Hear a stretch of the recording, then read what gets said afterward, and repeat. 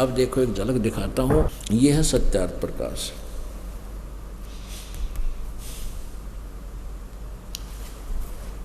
अब देखो इस महर्षि जी के इस पोज ने देख के आदमी सहमत इसके ऊपर आकर्षित हो जा, कटका मर जा आदमी। अकबई सारे सीता की तो देखा ना सुना हैं, क्या बात कही ओए भगवान। महर्षि दानंद सरस्वती, अब इनका ये जीवन काल दे रखा है सन 1824 से सन 1883 तक, 59 साल रहे ये। यहाँ देखिए अथ सत्यार्थ प्रकाश है। इसके विषय में क्या लिखा है, वेद आदि विविध सत शास्त्र प्रमाण है संवंत। क्या कह रहे हैं कि वेद आदि विविध सद ग्रंथों के सद शास्त्रों से प्रमाण सहित इसमें ज्ञान दे रखा। किसने, श्रीमत परमहंस परिव्राजक आचार्य महर्षि दानंद सरस्वती स्वामी विरचित। ओहो देख कहाँ से इसके फीत लाने लगे थे। श्रीमत परमहंस परिव्राजक आचार्य कौन, महर्षि दानंद, फिर आगे सरस्वती स्वामी द्वारा रचित। और कहाँ से प्रकाशित है, प्रकाशक है वैदिक यति मंडल दानंद मठ दीनानगर पंजाब से।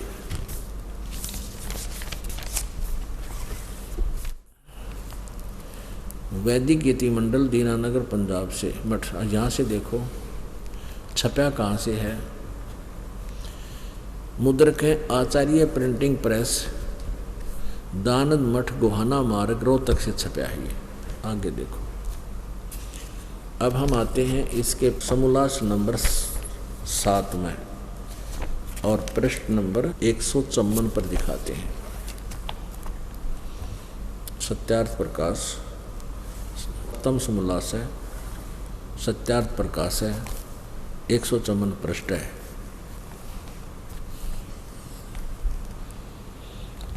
किसी ने प्रश्न किया स्वामी दयानंद जी से कि ईश्वर साकार है व निराकार। उत्तर निराकार है। स्वामी जी कह रहे हैं निराकार है। आगे और देखो ये 172 पृष्ठ पे फिर सेकंड किया है इसने इसी 7वें समोल्लास में। किसी ने प्रश्न किया परमेश्वर को आप निराकार मानते हो व साकार। उत्तर निराकार मानते हैं। 154 पृष्ठ पे ये कह रहा है परमात्मा निराकार है 7वें समोल्लास के। और 155 पर आप ही साकार भी सिद्ध कर रहा है। प्रश्न, परमेश्वर की स्तुति प्रार्थना और उपासना करनी चाहिए व नहीं। किसी ने प्रश्न किया तो उत्तर देते हैं स्वामी दयानंद जी करनी चाहिए। प्रश्न, क्या स्तुति आदि करने से ईश्वर अपना नियम छोड़कर स्तुति प्रार्थना करने वाले का पाप छुड़ा देगा? स्वामी जी कहते हैं कि नहीं, पाप अक्षमा नहीं होते, पाप नाश नहीं हो सकते साधना करने से, उपासना करने। तो प्रश्नकर्ता कहता है तो फिर स्तुति प्रार्थना क्यों करें भाई, किस लिए करें जो पाप नाश नहीं होते? पाप न दुख, दुख निवारण हुआ नहीं। उत्तर स्वामी जी कहते हैं उनके करने का फल अन्य ही है, यानी पाप नाश नहीं हो और है, और फल है। क्या है? प्रश्नकर्ता कहता है क्या फल है?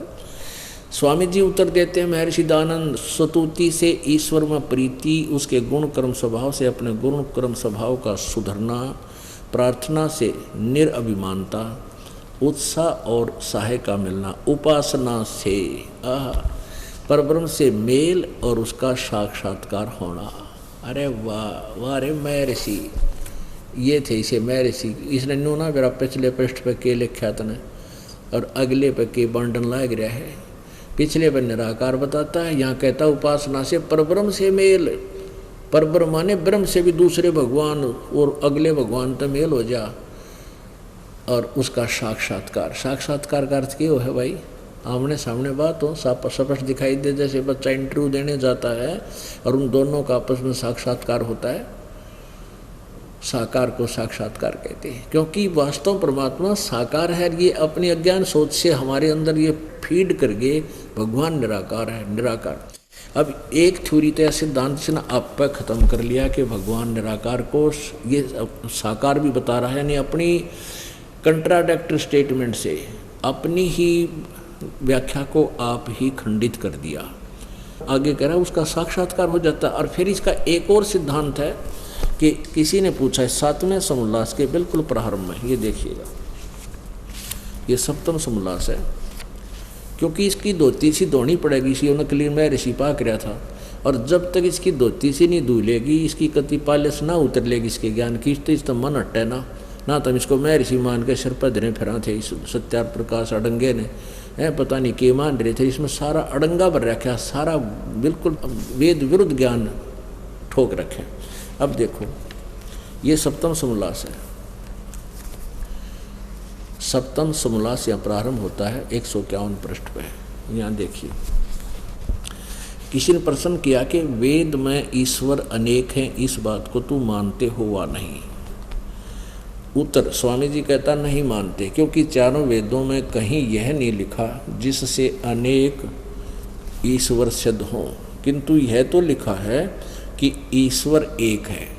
पुण्यात्माओं, अब फिर आते हैं समोल्लास नंबर 1 में। ये देखिएगा, समोल्लास नंबर 1 के पृष्ठ नंबर 15 पर यही सत्यार्थ प्रकाश समोल्लास प्रथमा समोल्लास है।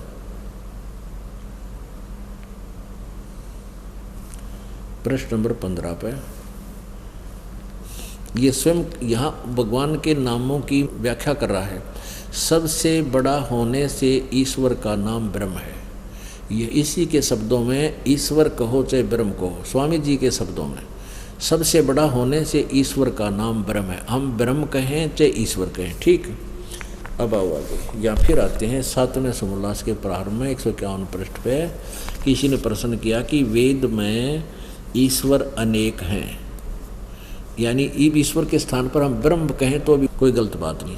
वेद में ब्रह्म अनेक हैं, इस बात को तुम मानते हो या नहीं? स्वामी जी कहते हैं, महर्षि दयानंद उत्तर देते हैं नहीं मानते, क्योंकि चारों वेदों में कहीं यह नहीं लिखा जिससे अनेक ब्रह्म, अनेक ईश्वर को चाहे ब्रह्म सिद्ध हों, किंतु यह तो लिखा है कि ब्रह्म एक है, ईश्वर एक है। आगे, और यहाँ देखो, इस भले आदमी ने भी ना मेरा तू के कह रहा है, कहाँ के बोल रहा तने। अब यहाँ देखो 155 पृष्ठ पर क्या बोल रहा है कि उपासना से पाप तो कटे नहीं, और परब्रह्म से मेल, यानी ब्रह्म छोड़ उससे नेक्स्ट ब्रह्म से मिलन हो जाए। मेल माने उससे साकार से मिलन। यदि उपासना से पहले भी उनके सिद्धांत अनुसार परमात्मा निराकार है, कण कण में व्यापक है, तो पहले मिल रहा था उससे, तो उपासना करने से फिर मेल हुआ तो भी साकार से हुआ।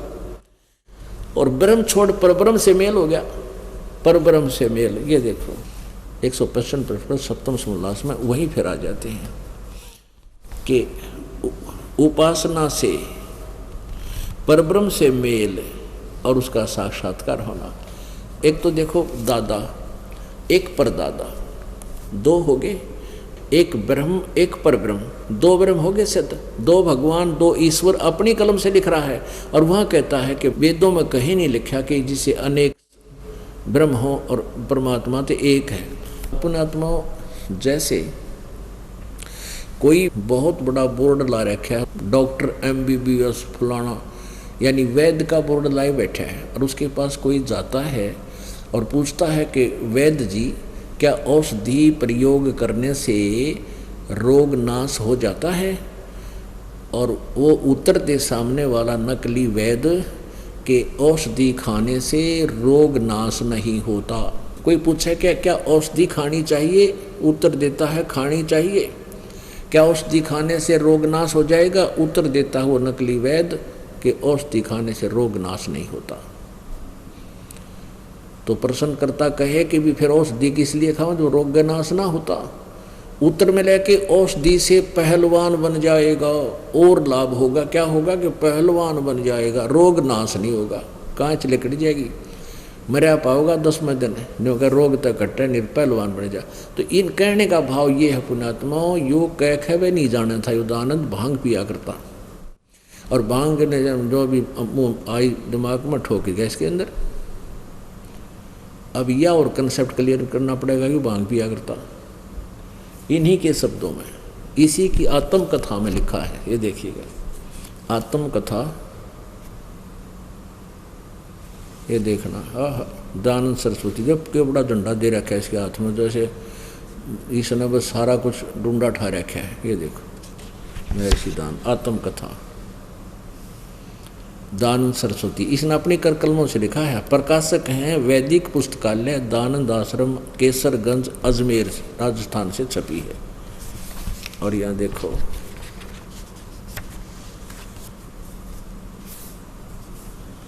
महर्षि दयानंद की आत्म कथा, इसने अपने कर कमलों से लिखकर ये भेजी है। और ये छपी किसने है ये अलग है। ये देखिएगा इसके पृष्ठ नंबर 22 पे आत्म कथा, ये खुद लिख कर भेज रहा है पत्र। उसमें लिखा है इसने महर्षि दयानंद ने, पश्चात जिस वस्तु की खोज में था उसके अर्थ आगे को चल दिया और आसूद सुदी 2 संवत 1913 अर्थात 1856 सन 1856 1913 का सन 1856 बनता है। ये ध्यान रखना 1856 को दुर्गा कुंड के मंदिर पर जो चंडालगढ़ में पहुंचा, वहाँ 10 दिन व्यतीत किए। यहाँ मैंने चावल खाने सर्वथा छोड़ दिए और केवल दूध पर अपना निर्वाह करके दिन रात योग विद्या के अध्ययन और अभ्यास में तत्पर रहा। दुर्भाग्यवश वहाँ मुझे एक बड़ा दोष लग गया, अर्थात भांग पीने का स्वभाव हो गया। सो कई बार उसके प्रभाव से मैं सर्वथा बेसुध हो जा करता और पी कर दड़ी पक्की भांग अन्यों का मैं बेहोश हो जाता था। और भांग पी कर तो कोई अच्छी बात बोलेगा, शराबी या किसी पर का कोई नशा करता बकवादा गढ़ेगा। अब पुण्यात्मा देखो, भगवान की उपासना से पाप नाश हुए नहीं तो सुखी नहीं हो सकता प्राणी। परमात्मा के भजन से यदि सुख ना हो तो फिर भगवान की भक्ति की आवश्यकता है समाप्त हो जाती है। अब दूसरा उदाहरण है, जैसे कोई बोर्ड लगाए बैठा है साबुन विक्रेता थोक का, और उसने पत्थर के टुकड़े लपेट रखे हों, ऊपर लिख रखा है साबुन, तो उससे कोई पूछे क्या साबुन कपड़े का मैल नाश कर देगा, छुड़वा देगा, अक्षमा कर देगा, पाप नाश कर, मैल नाश कर देगा? तो वही विक्रेता उत्तर देवे कि साबुन कपड़े के मैल नाश नहीं कर सकता। प्रश्न करता फिर पूछा फिर साबुन प्रयोग करने का लाभ क्या? कि उसे और लाभ है, क्या है कि कपड़ा मजबूत बन जाएगा, तेरा सिर बन जाएगा। अब तो इस दानंद की यह छोरी है कि उपासना करते भक्ति करने से पाप तनाश हो नहीं, तो और के लाभ होगा कि परब्रह्म से मेल और उसका साक्षात्कार हो जाएगा। अरे पापी आत्मा जिसके पाप नाश होए नहीं और भगवान ने मिल लेगा, बता कोई बात हुई या? अब ये तो सिद्धांत इसका खत्म होया कि पाप नाश नहीं हो सकता, अंडरस्टूड है। तो वेदों को महर्षि दयानंद सत्य बताता था, डंडोरा तो पीटा करता, न्योक जो वेदों में लिखा हुआ सत्य है और स्वयं वेदों के विरुद्ध टिप्पणी सारी व्याख्या सत्यार प्रकाश में ठोक गया। ये देखो ये है यजुर्वेद और ये महर्षि दयानंद सरस्वती द्वारा ही अनुवादित है। और ये कहाँ से प्रकाशित है? यजुर्वेद भाषा भाष्य। प्रकाशक हैं सार्वदेशिक कार्य प्रतिनिधि सभा 2/5 महर्षि दयानंद भवन, रामलीला मैदान, नई दिल्ली। दूरभाष ये यजुर्वेद आर्य भाषा भाष्य संपूर्ण 40 अध्याय महर्षि दयानंद सरस्वती कृत। ये कहाँ से छपे हैं? मुद्रक है प्रिंस ऑफसेट प्रिंटर्स, 1510 पड़ौती हाउस, दरियागंज, नई दिल्ली से। अब पीछे इसके बैक में स्वामी जी ने क्या टिप्पणी दी है? वेद सब सत्य विद्याओं का पुस्तक है महर्षि दयानंद। ठीक है, वेद में सत्य है, वेद में जो लिखा वो सत्य है, ये खुद मानता है। तो अब देखो 8वें अध्याय का अब 13वां श्लोक दिखाता हूँ, 8वां अध्याय का 13वां श्लोक। ये देखिएगा 8वां अध्याय 241 पृष्ठ पे और इसका 13वां मंत्र। इसमें क्या लिखा है, देव कर्तस्य एनस्य अवजनमसि, मनुष्य कर्तस्य एनस्य अवजनमसि, पितर कर्तस्य एनस्य अवजनम असि, आत्म कर्तस्य एनस्य अवजनमसि, एनस्य एनस्य अवजनमसि। ओहो, अब देखो 242 पर इसका अनुवाद है। हे सबके उपकार करने वाले मित्र आप। अब यहाँ मित्र अड़ा दिया इसने, क्योंकि इसका तो उद्देश्य ये था कि कोई इसने समझ ना ले, क्योंकि मन ने सत्यार प्रकाश में अड़ंगा कर रखा सारा, और कोई इस वेदों को पढ़ेगा तो इसमें लिख दिया मित्र, और सोचा कि कोई नहीं सोचेगा मित्र के बारे में बोल रखा, चाल आगे न पढ़ाएंगे। यानी भगवान, क्योंकि उन्होंने तो फाइनल कर रखा कि भगवान तो परमात्मा तो पाप नाश कर ही नहीं सकता, तो यहाँ पढ़ने वाला ने न्यो सोची कोई मित्र के बारे में विशेषता लिख रखी है, दयानंद जी ने, आगे चलो ठीक है। तो उन्होंने इसलिए जोर नहीं दिया। दास के ऊपर मालिक ने वह कृपा बख्श दी, कबीर परमेश्वर ने दिव्य दृष्टि दे दी कि इसके अज्ञान की खाल कति नोच नोच के तार दी। अब यहाँ देखिए सत्यार प्रकाश, फिर देखिए मित्र को क्लैरिफाई करने के लिए ये वही सत्यार प्रकाश है। इस प्रथम समोल्लास में प्रश्न नंबर 18 पर देखिएगा, ये देखिए, ये प्रथम समोल्लास और प्रश्न नंबर 18 पे सत्यार्थ प्रकाश 18 पे यहाँ क्या लिखा है कि सबसे स्नेह करे, सबको प्रीति करने योग्य है, वह परमेश्वर सबका सच्चा मित्र है। इससे परमेश्वर का नाम मित्र है। आगे समझ में, इसी के शब्दों में मित्र का अर्थ जहाँ लिखा है वो परमेश्वर के बोधक है। यहाँ देखिएगा, अब फिर आइए वही यजुर्वेद अध्याय नंबर 8 का श्लोक नंबर 13। हे सब के उपकार करने वाले मित्र यानी परमेश्वर, हम मित्र की जगह परमेश्वर बोलेंगे, करने वाले परमेश्वर आप दान देने वाले के एन से माने अपराध के, एन से अपराध कहो चाहे पाप को, क्योंकि एन से माने अपराध, एन से माने पाप, ये आप ही अनुवाद कर रहे हैं। एन से माने पाप कहो, अपराध कहो। ये देखो, अपराध यानी पाप के विनाश करने वाले हो, नाश करने वाले हो, खत्म करने वाले हो, अक्षमा करने वाले हो, छुड़ाने वाले हो। मनुष्य कर्तस्य साधारण मनुष्यों के किए हुए अपराध के, एनस्य माने अपराध के, अवजन माने विनाश करने वाले हो। ओहो, पिता के किए हुए, एनस्य माने अपराध के, इसने विरोधाचरण रखा, अच्छे प्रकार हरने वाले हो। अपने किए हुए आत्म कर्तस्य, एनस्य माने पाप के, दूर करने वाले हो। एनस्य माने अधर्म के, अधर्म यानी घोर पाप के भी, अधर्म कहो पाप कहो, घोर पाप के भी नाश करने हारे हो। ओहो, विद्वान जानता हुआ मैं यह जो कुछ भी किया करता हूँ वह करूँ। उस देखो, जानता हुआ मैं जो कुछ भी अधर्म आचरण किया करता हूँ वह करूँ। अनजान मैं जो कुछ भी किया करता हूँ वह करूँ। उस सब के, सर्वस्व माने सब के, एन से माने पाप के, दुष्टाचरण नहीं, पाप के, अपराध के दूर करने वाले हो। ओए होए होए, हे भगवान है। अब जय इस मंत्र में परमात्मा ने एक जगह लिख रखा होता ना, एन से माने अपराध के विनाश करने वाला, तो ये कति गोल मोड़ करके नाश कर जाता। अब परमात्मा ने सारा रो काट रखा, 6 बार लिख रखा, ये इसने छुपा नहीं सका।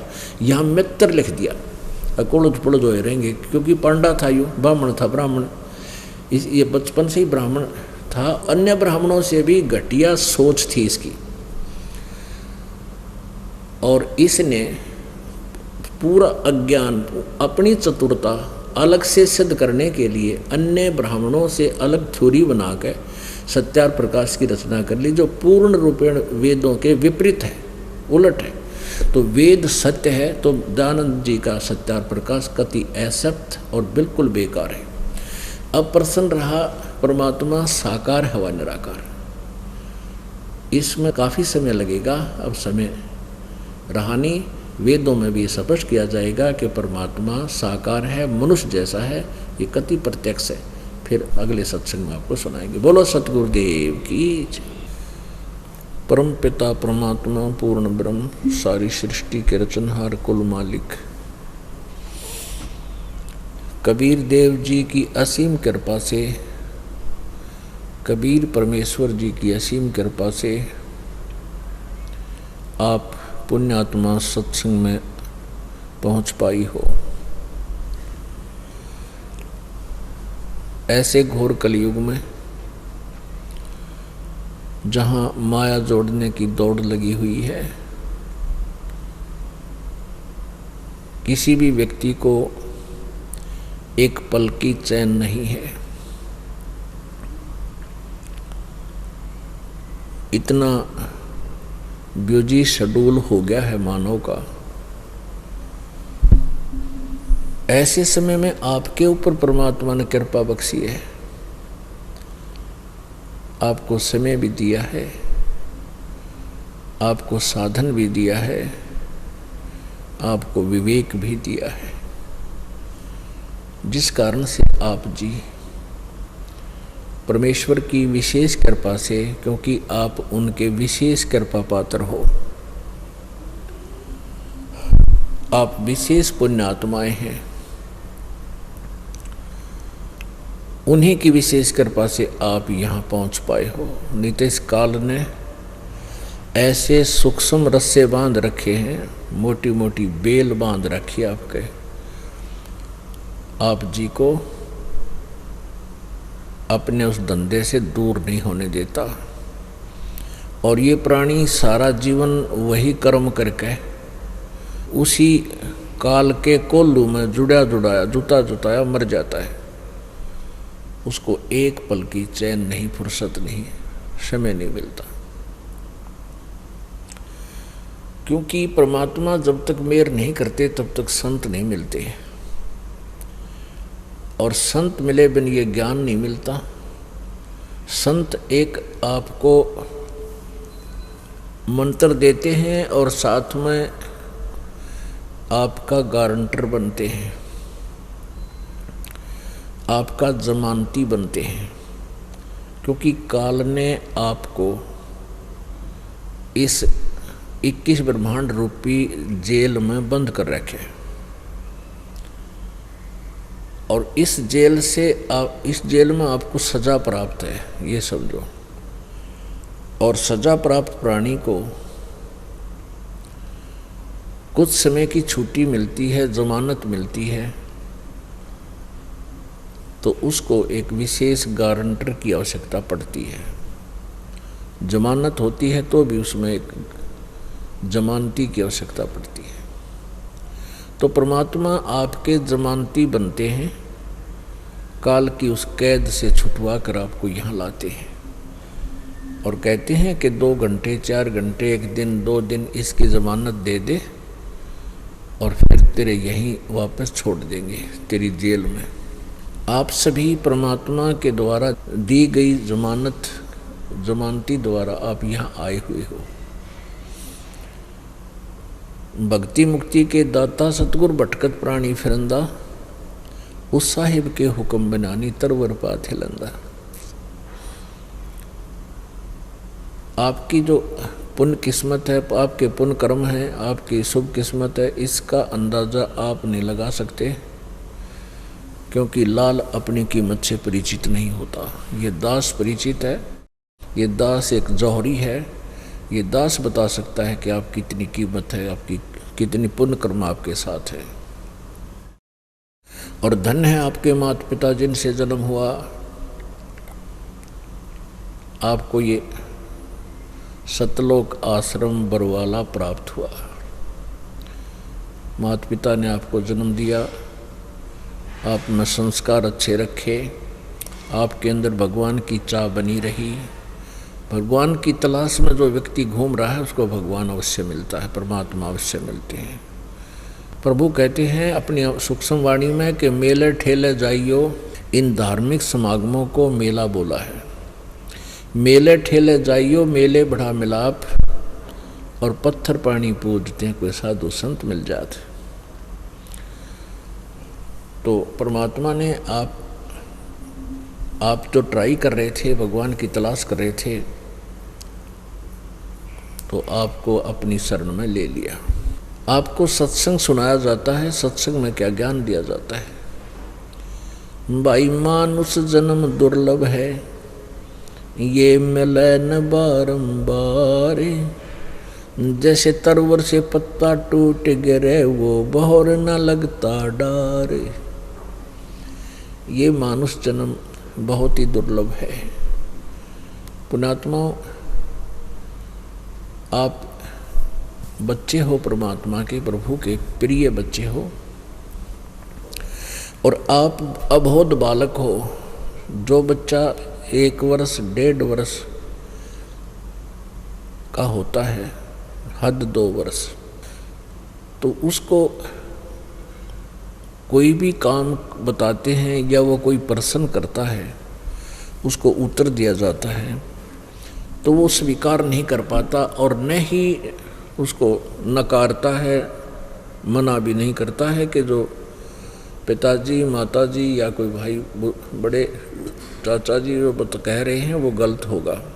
जैसे एक छोटा सा बच्चा होता है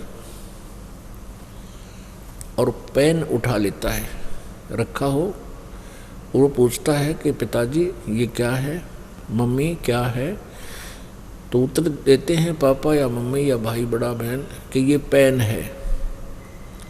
पिताजी कहता है ये पेन है, वो कहता है ये पेन है, पेन है, वो करता करता उस पेन को रख कर ही चला जाता है, ना स्वीकार करता है कि जो पिताजी कह रहे हैं ये पेन है, और ये भी वो नकार भी नहीं कर पा रहा क्योंकि उसको इतना ज्ञान नहीं कि पेन को ना। तो दास, जो आप हो ऐसे बच्चे हो अभी इस अध्यात्म मार्ग में। 2-3 वर्ष लगातार आप सत्संग सुनते रहोगे, तब आपकी यह समाप्त होएगी, मिटेगी। अब ये दास जो आपको बता रहा है कि आप मनुष्य जीवन बहुत ही दुर्लभ है, और इस मनुष्य जीवन का एक कार्य भी एक विशेष है। जो कार्य हम इस तत्व ज्ञान की रोशनी से पहले जो कर रहे थे,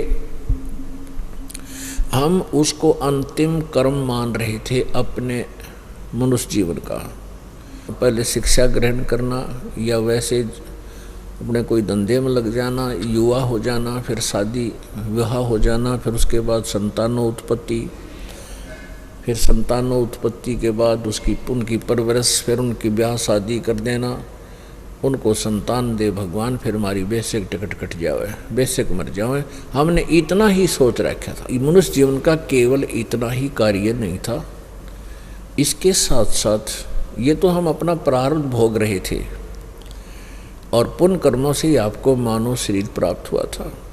इसके साथ साथ हमने एक अनमोल कार्य, अनिवार्य कार्य और करना था, जो वेरी इम्पोर्टेंट वर्क था, और उसने हम भूल गए।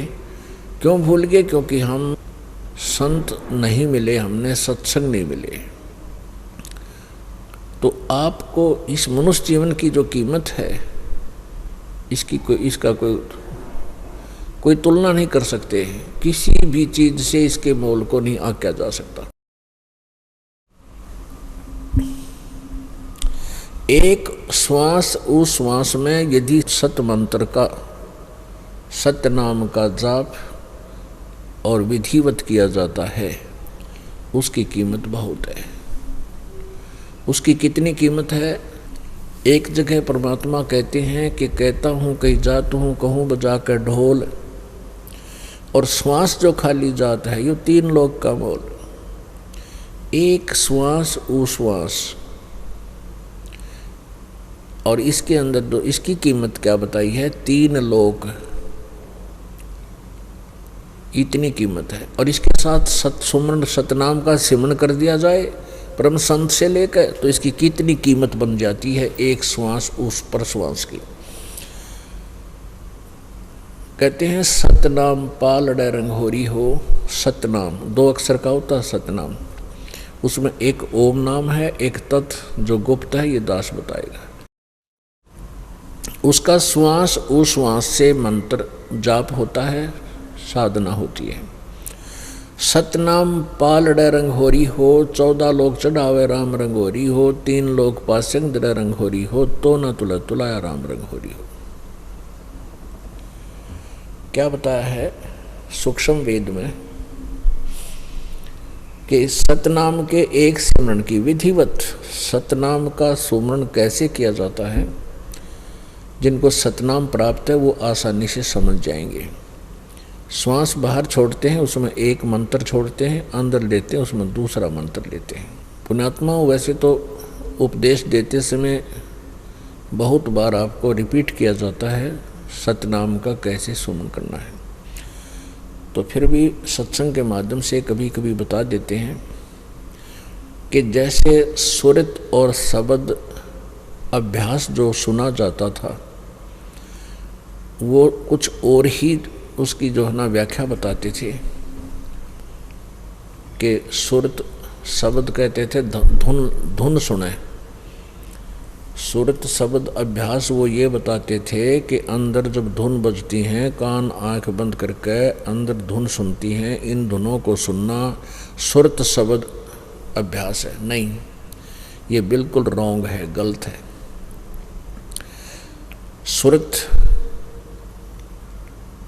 और शब्द का अर्थ है जैसे हम सिमरन करते हैं, श्वास बाहर छोड़ा, कौन से मंत्र का जो जाप हम बाहर किया, उस मंत्र के अंदर जब श्वास के द्वारा हम कौन सा मंत्र बोल रहे हैं उसके ऊपर मन, सुरत और नृत ये तीनों लग हैं। जब हम ये देख रहे हैं, ये महसूस कर रहे हैं कि मैं के बोल रहा हूँ बाहर श्वास छोड़ते समय, ये सुरत नृत और मन ये तीनों लागे। और पवन ये है ही क्योंकि श्वास पवन है, तो सुरत नृत मन पवन ये तीनों एकत्र होकर जो सुमरण किया जाता है। इसी प्रकार अंदर जो कौन सा हम मंत्र ले रहे हैं उसके ऊपर हमें अंदर महसूस होता है क्या बोल रहे हैं अंदर अंदर है, और बाहर छोड़ते हैं कौन से नाम को हम बोल रहे हैं, उच्चारण जाप कर रहे हैं, अंदर कौन से का जाप कर रहे हैं। ये मन और सुरत और नृत इसके ऊपर लगी रहे।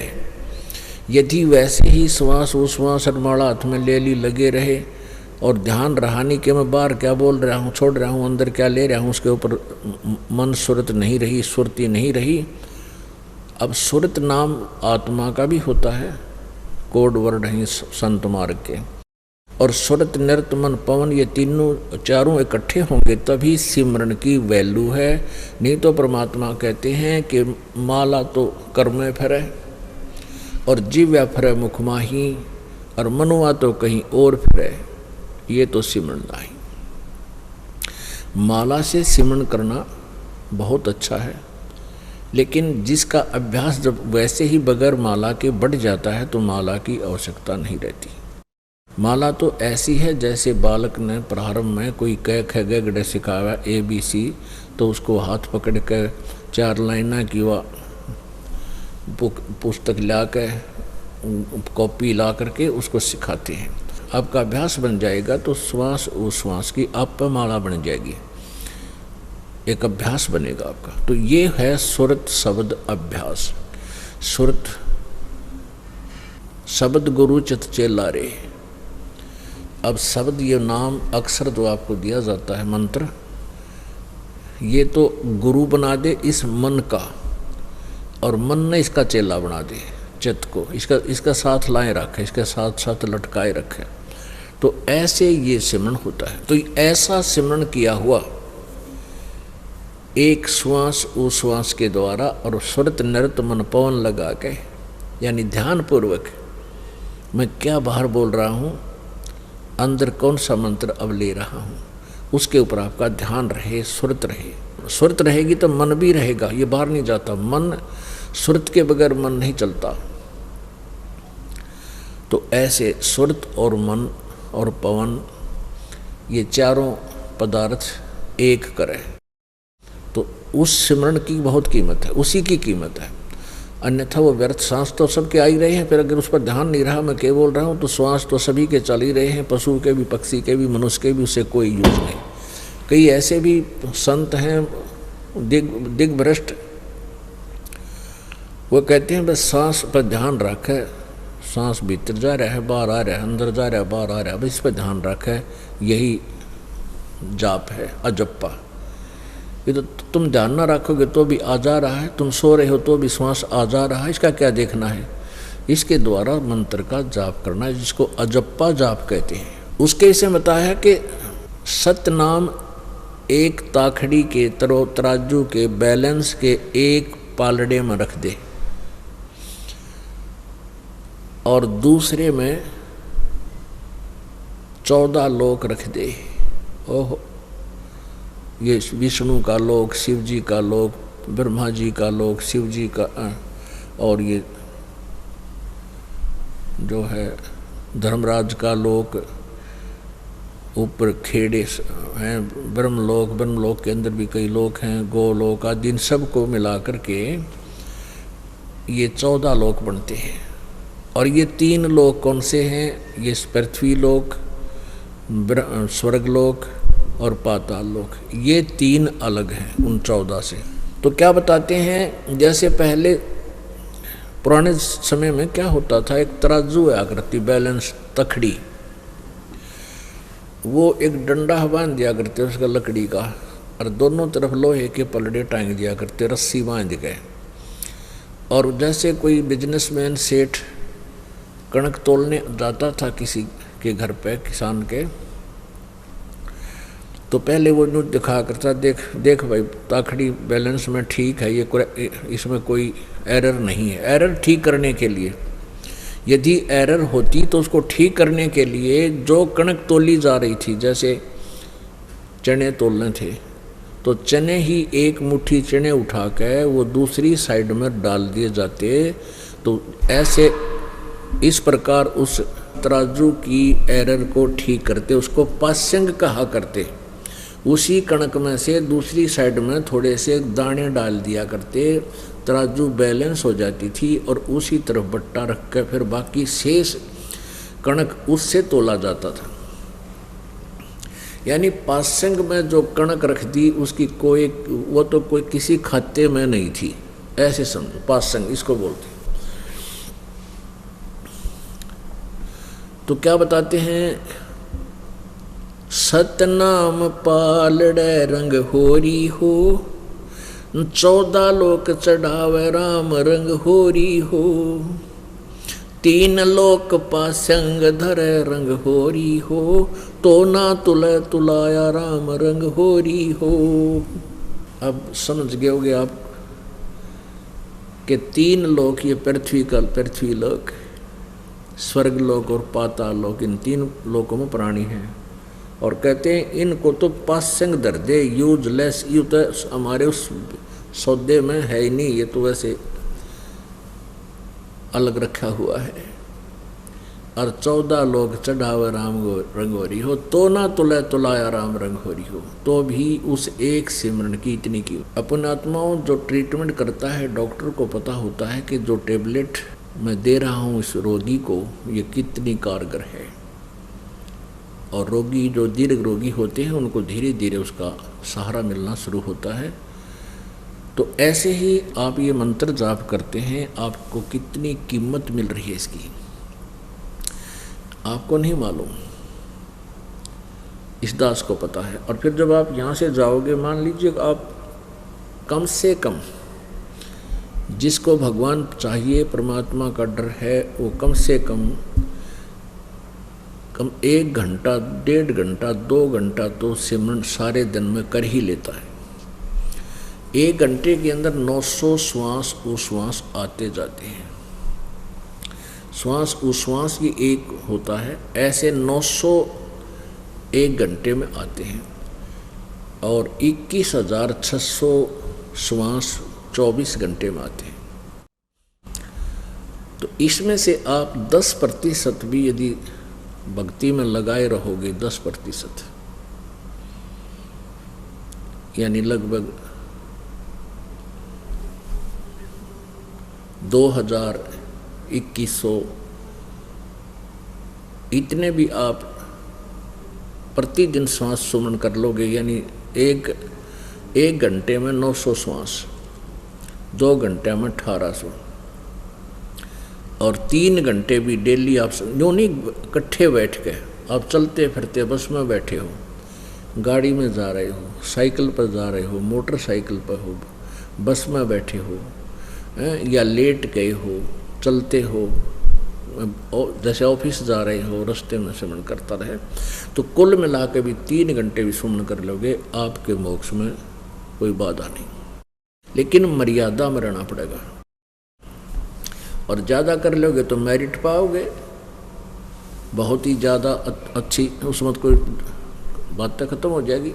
लेकिन कम से कम बता रहे हैं आपको, क्योंकि इसकी इतनी कीमत है। फिर कुछ दिनों के बाद क्या होगा, ये तो प्रारंभ में है, लास्ट में फिर क्या होगा कि आपको परमात्मा इतना ज्ञान और अंदर से दृढ़ विश्वास पैदा कर देगा, आपको ये संसार जिसके लिए आप भटक रहे हो, माया के लिए, कार कोठियों के लिए, या कति दुश्मन दिखाई देने लग जाएगी कि तेरे भक्ति में यह बाधा कर रही है, जिसके लिए तुम पाँव पीट रहा है, और ये तेरे साथ चलने को नहीं।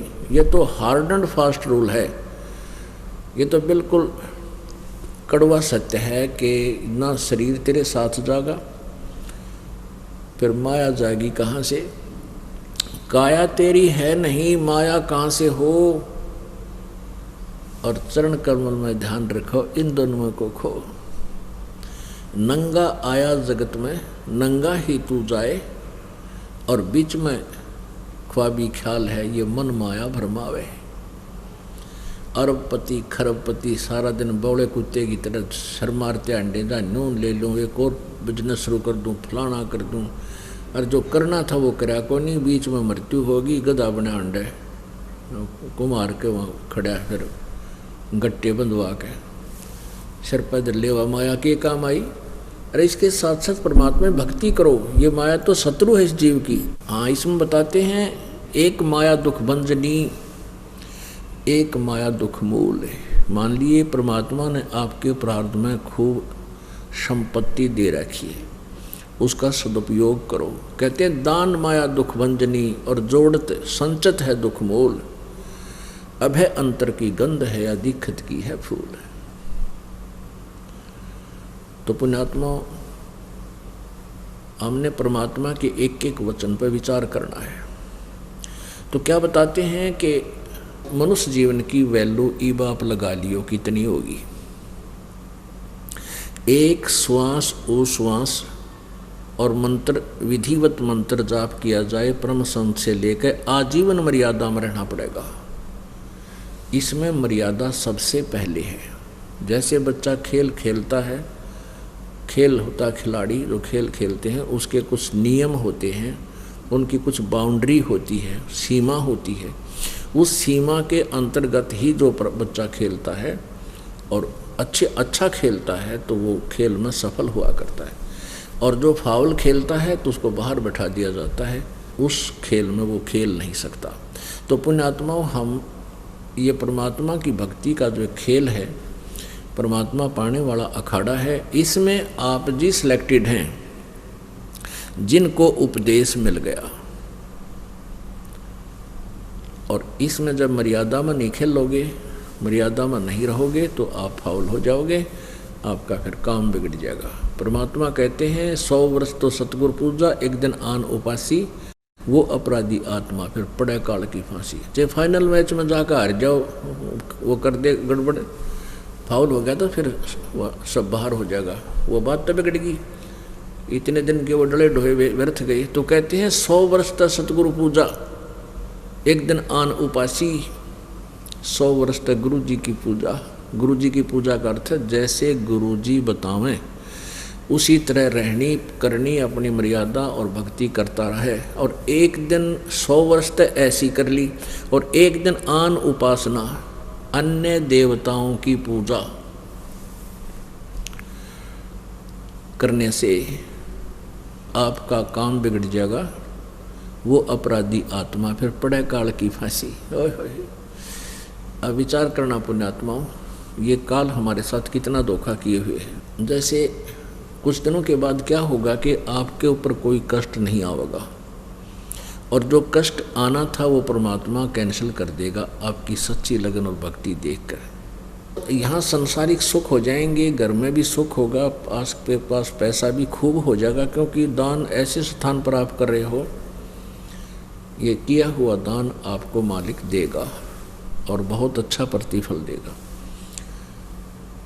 तो कुछ दिनों के बाद आप भूल जाओगे, सत्संग में आना भी कम कर दोगे, ये बट नेचुरल है। ये दास देख रहा है, आज से जो 15 साल पहले लगे थे 100-200 परिवार, अब उनमें से मेरे ख्याल में 10% उस लगन से 10% लगे हुए हैं, बाकी ढीले पड़ गए, क्योंकि उनका सुख गणे हो गए।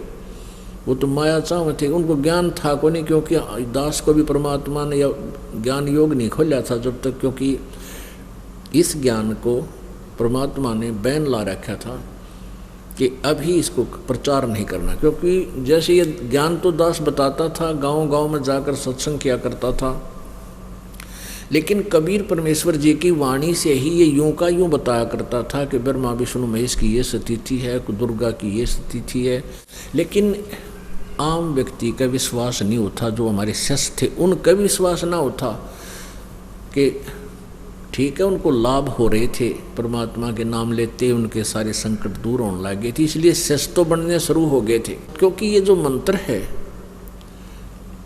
इस मंत्र का जाप पूरे विश्वास लगन के साथ जो व्यक्ति करता है, उसको ज्ञान है या ना है।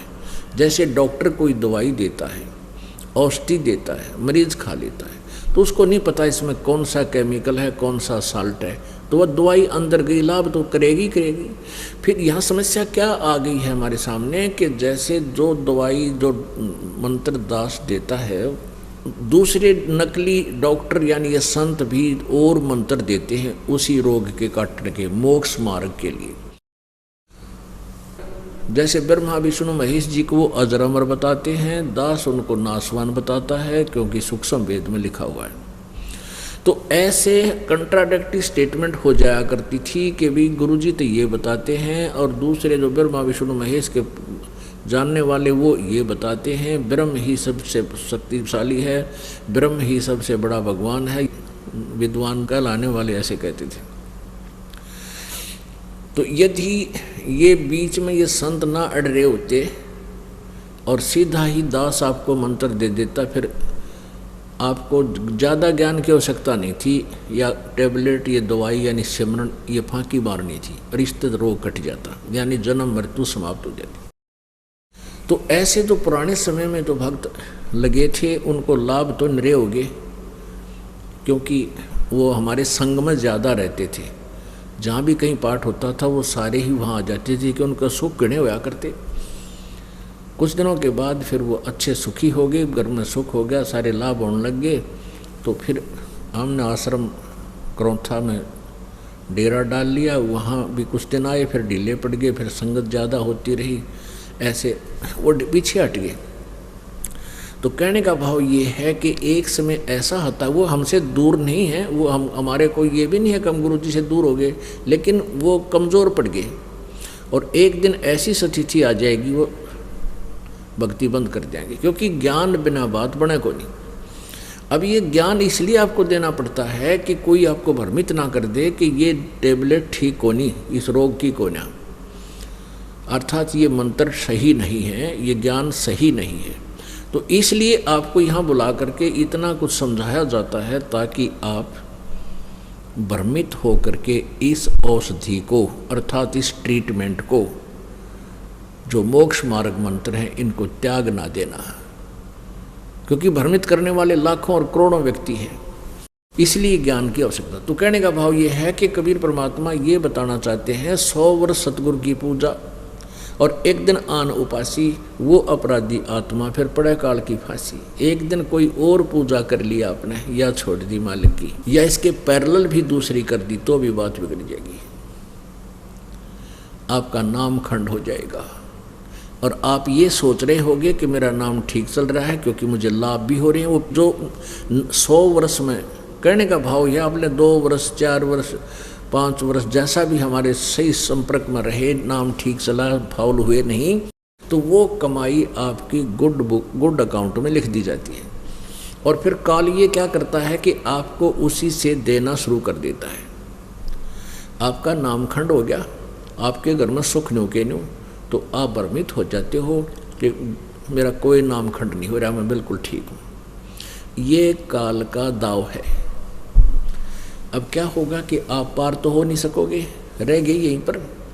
फिर इस इतनी कमाई आपने कर ली सिमरन की और दान की, इसके आधार से आप प्रथम मंत्र की, तो प्रथम मंत्र के आधार से आप गणेश जी के लोक में जाओगे, जो उसका नाम की जाप की कमाई आपने की हुई है।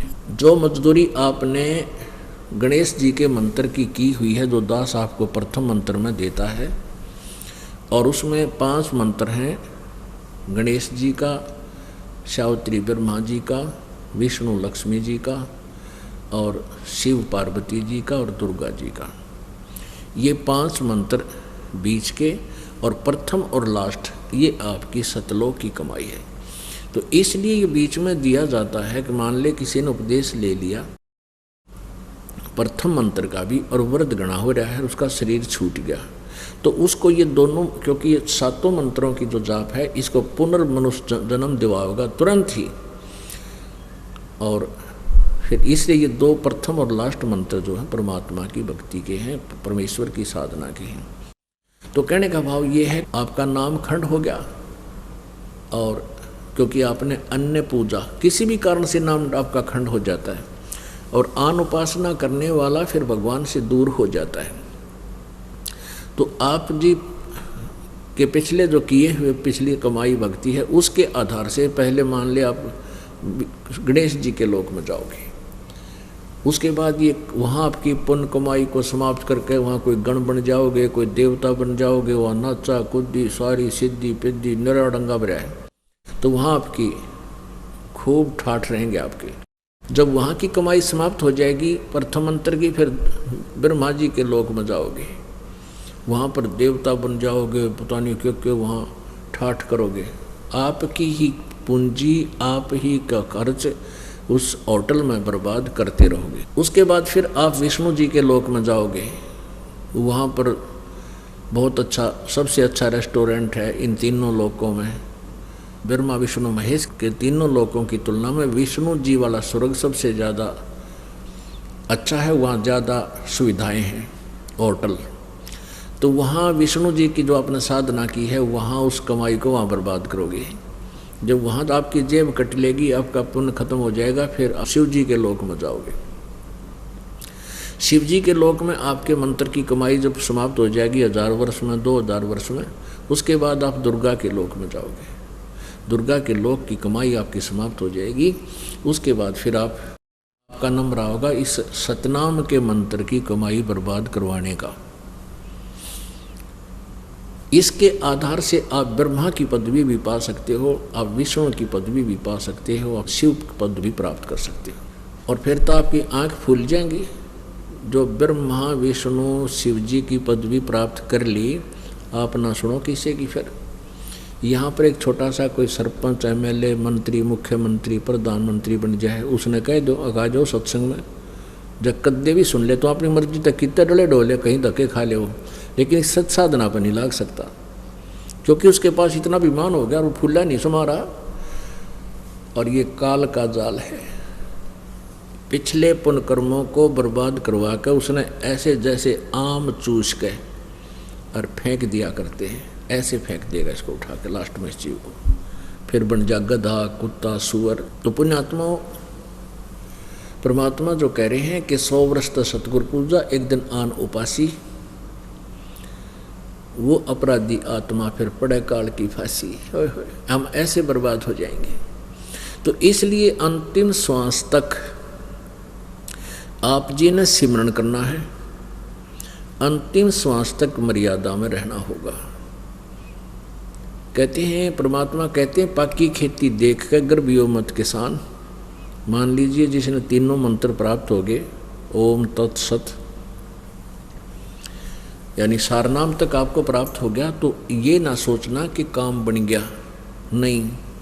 कहते हैं पाकी खेती देख के अगर भाइयों मत किसान, अब हो झोले बहुत है घर आले तब जाने। खेत फसल, किसान की फसल पकी हुई है गेहूं की, और वो कहे खुशी अभिमान मत करना, अभी तो खेत में खड़ी है या आग लाग जा, ओले पड़ जा, पता नहीं के कारण से बर्बाद हो जावे। कहते हैं घर आले तो शुक्र मनाना। तो आप कितनी ही भक्ति कर रहे हो, अच्छा दान भी कर रहे हो, जरा सी भी कोई गड़बड़ कर दी तो फिर बर्बाद हो जाएगी। ये बर्बाद ही है। आप चाहे स्वर्ग महास्वर्ग ब्रह्मलोक में कितना धक्के खाए जाइए, वो अपनी फसल अपनी कीमत बर्बाद कर रहे हैं, अपनी भक्ति नष्ट कर रहे हैं।